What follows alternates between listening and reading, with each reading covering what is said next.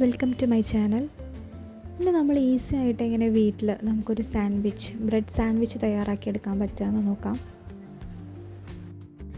ആദ്യം തന്നെ നമുക്ക് സാൻഡ്വിച്ചിലേക്ക് ആവശ്യമായിട്ടുള്ള മയോണൈസ് ഒന്ന് റെഡിയാക്കിയെടുക്കാം. ഒരുപാട് രീതിയിൽ നമുക്ക് മയോണൈസ് പ്രിപ്പയർ ചെയ്യാനായിട്ട് പറ്റും. അപ്പോൾ ഞാനിവിടെ ഒരു ചെറിയ കഷ്ണം വെളുത്തുള്ളി, അതുപോലെ കുറച്ച് പാല്, ആവശ്യത്തിന് ഉപ്പും, പിന്നെ അതുപോലെ വിനെഗറും കൂടെ ചേർത്തിട്ടാണ് തയ്യാറാക്കുന്നത്.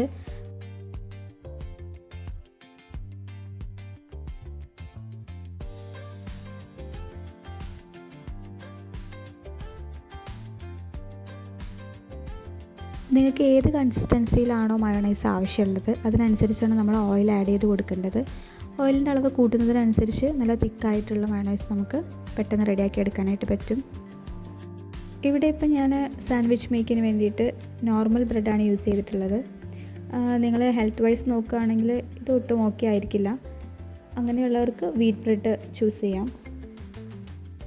സാൾട്ടും പെപ്പറും യൂസ് ചെയ്തിട്ട് ചിക്കൻ ആദ്യം ഒന്ന് മിക്സ് ചെയ്തെടുക്കാം.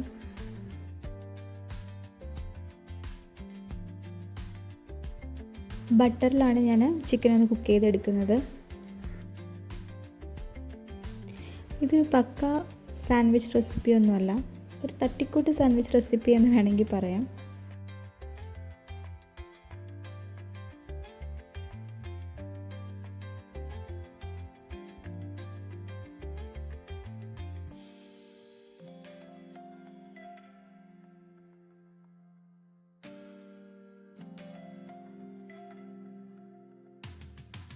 ചിക്കൻ ഒരുപാട് ടൈം കുക്ക് ചെയ്യേണ്ട ആവശ്യമില്ല.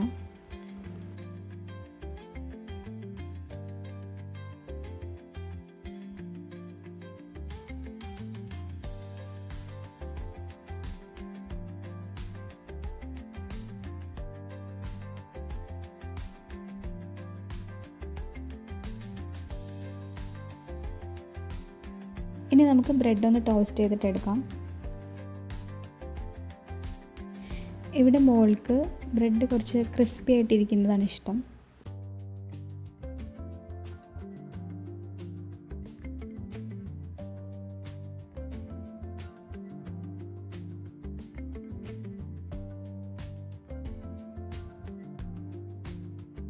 ഇനി നേരത്തെ കുക്ക് ചെയ്ത് വെച്ചിട്ടുള്ള ചിക്കനെ ചെറിയ പീസസ് ആക്കി മാറ്റിയിട്ട് അതിലേക്ക് ടൊമാറ്റോ സോസും കുറച്ച് മയോണൈസും കൂടെ മിക്സ് ചെയ്തെടുത്തു.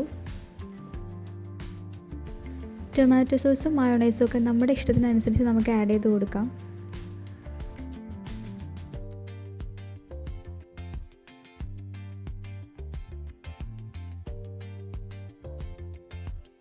പിസ്സ ടോപ്പിംഗ് സോസും കൂടെ ഞാൻ ബ്രെഡിൽ അപ്ലൈ ചെയ്ത് കൊടുക്കുന്നുണ്ട്.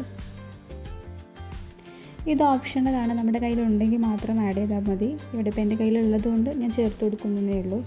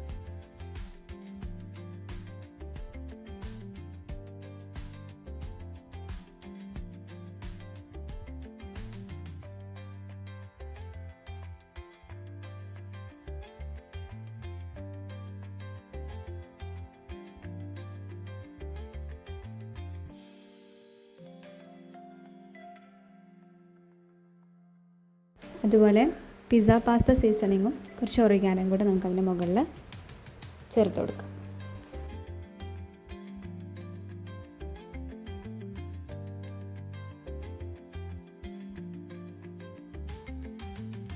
ഇതിലേക്ക് നമുക്ക് വേണമെങ്കിൽ വെജീസ്, അതുപോലെ ലെറ്റ്യൂസ് പോലുള്ള സാധനങ്ങളൊക്കെ ആഡ് ചെയ്ത് കൊടുക്കാം. ഇവിടെ മോൾക്ക് അതൊന്നും വലിയ താല്പര്യമില്ലാത്തതുകൊണ്ടാണ് ഞാൻ ആഡ് ചെയ്യാത്തത്.